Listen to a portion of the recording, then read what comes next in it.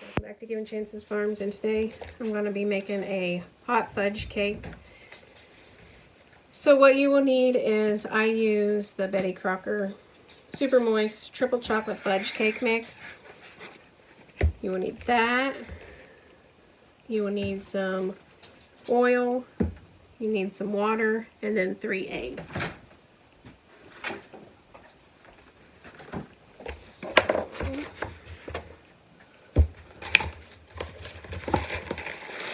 And then you want to set your oven to 350 for shiny metal or glass pans. And then if you're using a non-stick pan, it's 325.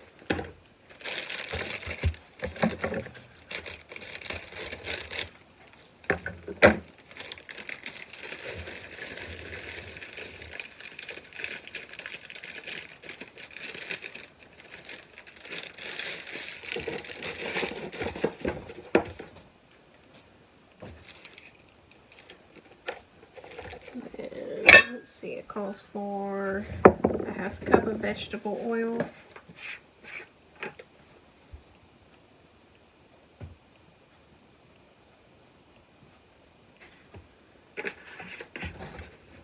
There's that.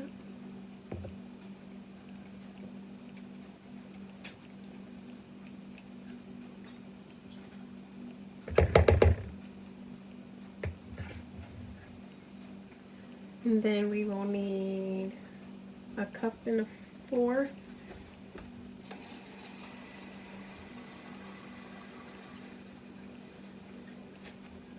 of water. So there's 1 cup.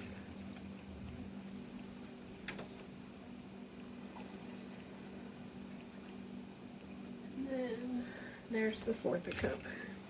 And then 3 eggs.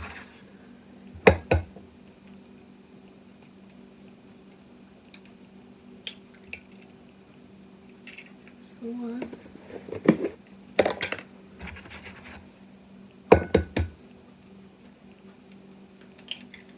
And there's 2. And these are our eggs from our chickens.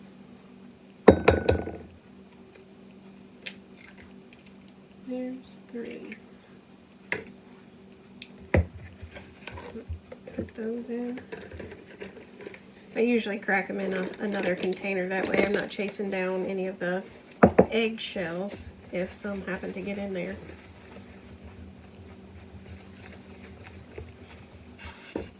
And now you're just going to stir this all up.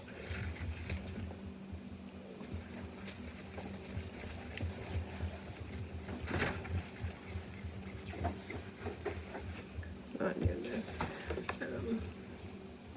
This is the Hot Fudge brand that I use for the cake mix.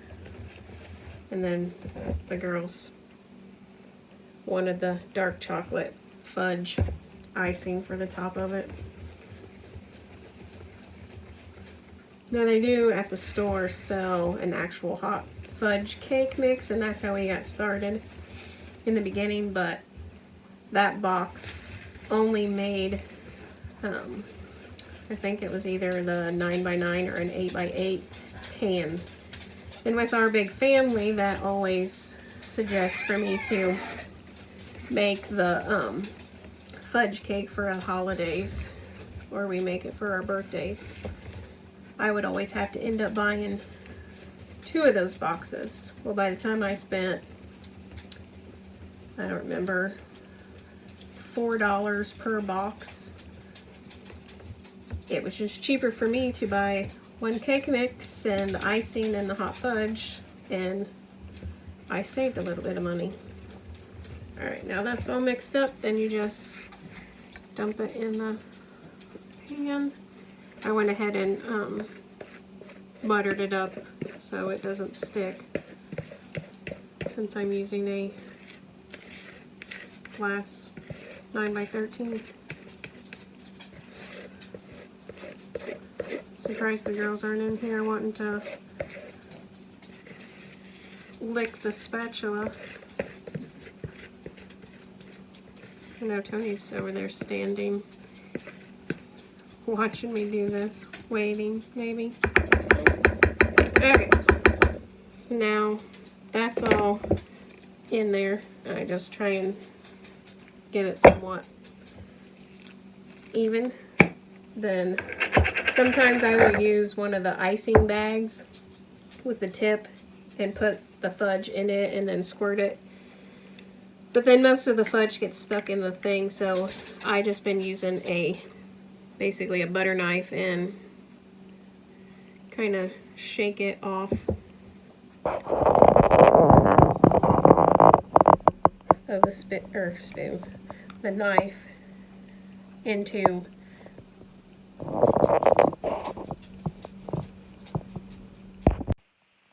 rows. So,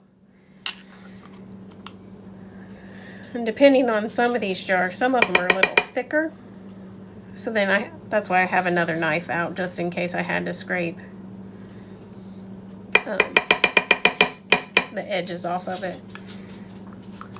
So what I usually put about, I don't know, 5 rows of the chocolate in it.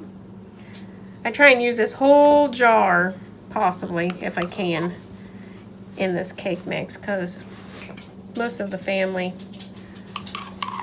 like I said before, request this. And that's one good thing about making your own from a cake mix like I am versus the store-bought. It didn't give you a lot of the fudge in it, so this way I can make it extra fudgy.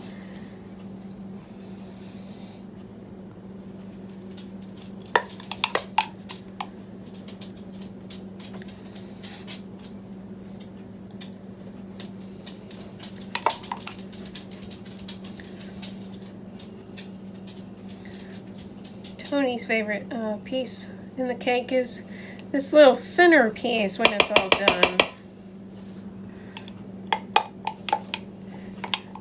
It's kind of like a joke at that side of the family that we make.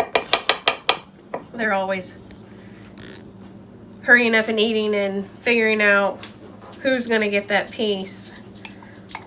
Tony, most of the time, as he's fixing his plate of the regular food, he goes ahead and just gets the cake out and cuts that middle piece out. That way he knows for sure he has that center piece.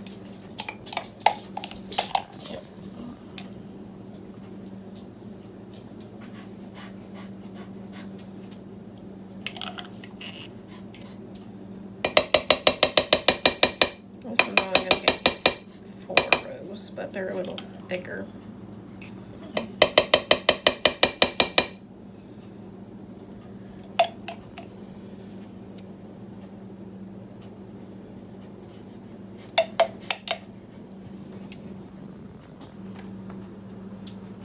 Alright, so then after that's done, set that there.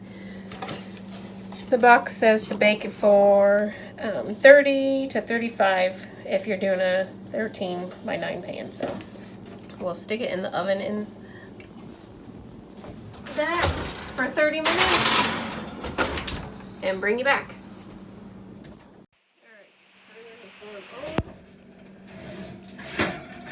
Pull the cake out, test it, see if it's done all the way in the middle.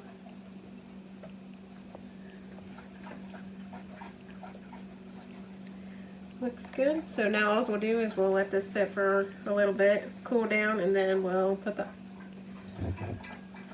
icing on it.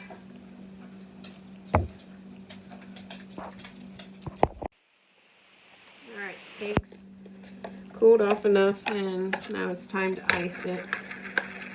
So, put the lid off and the thing.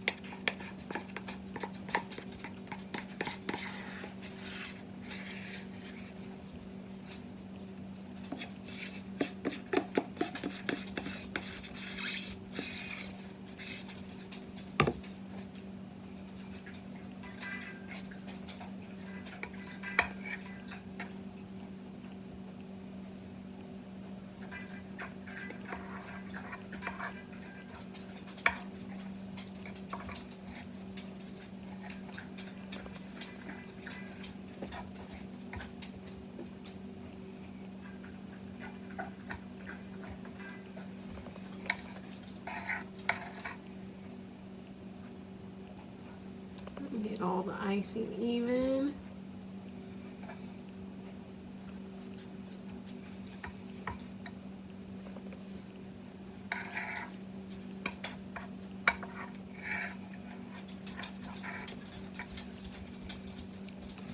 Save that. I'm sure the girls will enjoy that later. So there you go. That's how I make my chocolate fudge cake. So I hope you enjoyed watching the video. Don't forget to subscribe if you're not already a subscriber. Please like, share on any of your social media with your friends and family, and we'll see you on the next one. Have a nice day. Bye.